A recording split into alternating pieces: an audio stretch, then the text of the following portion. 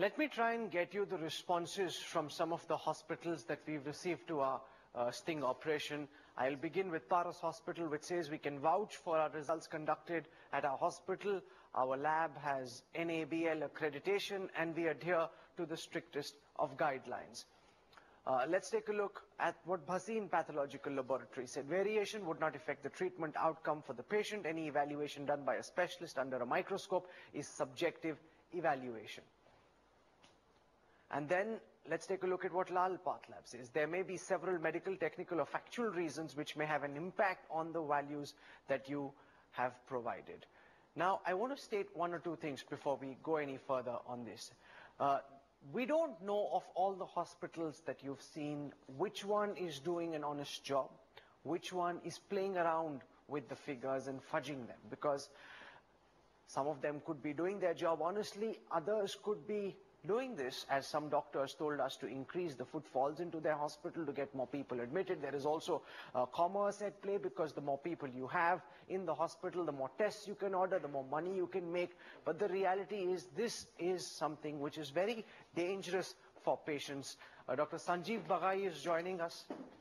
Bijon Mishra is with us. I want to ask Dr. Bagai first. At a time when there is a serious health scare at this juncture, several people concerned, everyone virtually knows somebody or the other who's suffering from dengue, and now you find out that the reports are not reliable, and you don't know which hospital is reliable, which hospital is not. Some could be doing an honest job, some may not be doing an honest job. And from what you were telling me in the morning, if your count is between 10 and 20,000, the treatment is completely different. Between 20 and 30, the treatment is different. From 30 to 40, the treatment is different. And the money that hospitals make, the tests that they order, all vary depending on what these results show. And if you unnecessarily get a transfusion done, you can get hepatitis B, hepatitis C, HIV. This is a very, very serious malfeasance that's being established. My take on this is that primarily dengue fever is managed on outpatient basis. The admission criteria are very, very stringently laid down, and criteria for platelet transfusions are also very stringently laid down.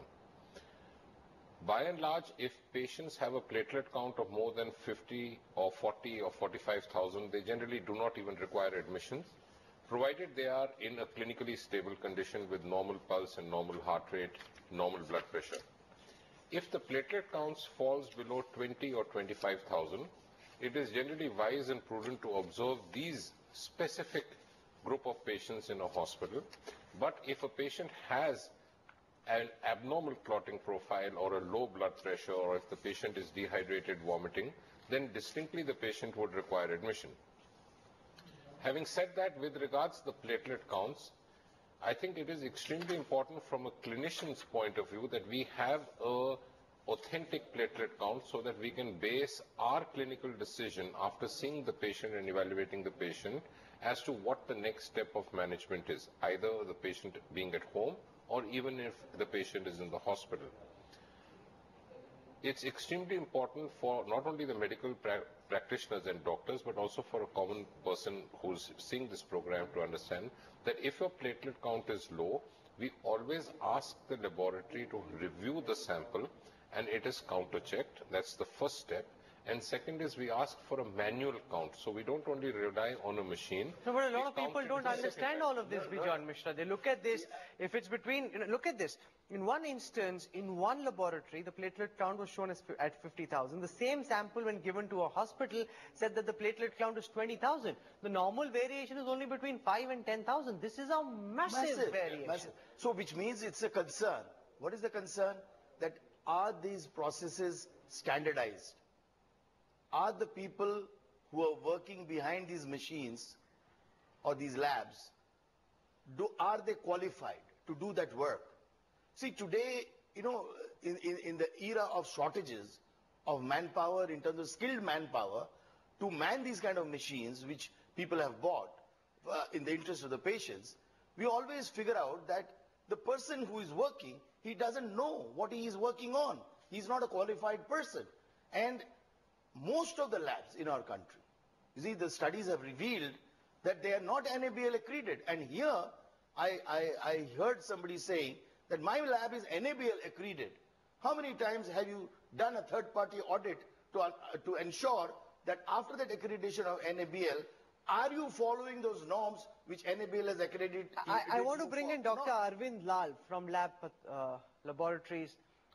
Dr. Lal, this is something which is of grave concern to viewers. They don't fully understand what's at play, but when they look at these platelet counts, dip in the way that some of the reports are suggesting. And not everyone, unlike our decoy patients, are actually going to multiple laboratories to see what's happening. When they see the platelet counts dip in the way that our story suggests, it really freaks people out. They're rushing into hospitals, getting admitted because everyone is really concerned about the dengue scare at this time.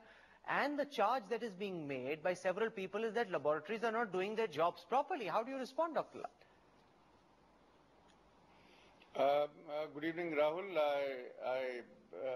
I would like to say only one thing, that when these patients are admitted into a hospital, they have obviously got the test done from outside, from a lab, which is like ours or an NABL accredited lab.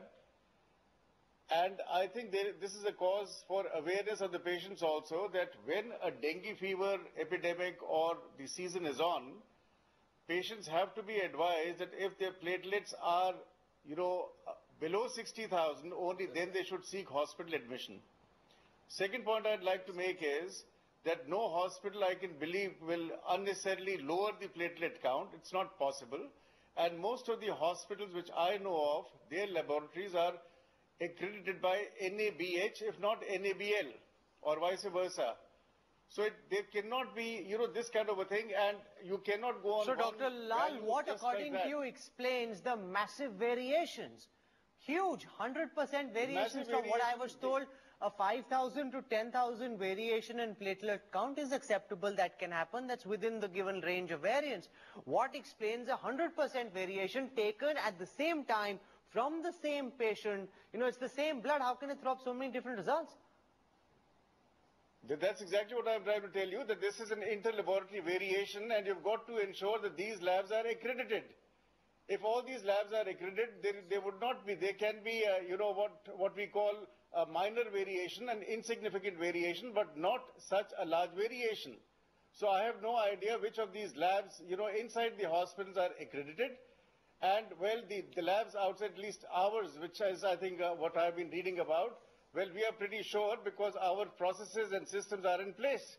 And in any case, when the result is less than 50,000, well, we do a similar count on the smear, and if it is less than 20,000, we do a manual count also.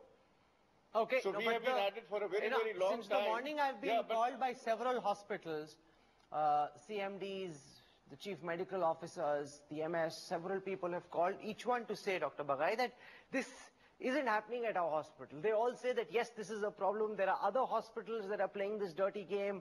Off the record, we can tell you that they try and make money on the side, that they try and deflate the platelet count. But that's not happening at our hospital. And we are a big brand, this is not happening at our hospital. The patient, frankly, doesn't know where it's happening, where it's not happening. That's right. Okay. Authentically speaking, I think it's important, first of all, to ensure and make every person seeing this program understand that dengue always does not require admission, and all dengues do not require platelet transfusion.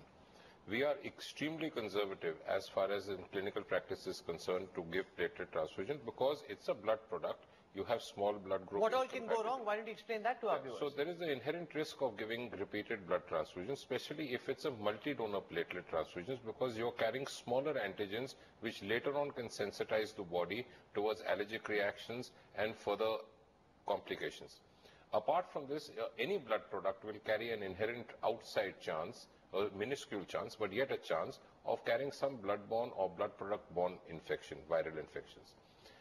But having said that, it's important that a small variation between one lab to another lab. But these are not small variations that we're talking about. I'm not defending it's more than 100% in some of these cases. I'm not defending anyone. I'm just stating facts. Do you think this is normal? No, generally no.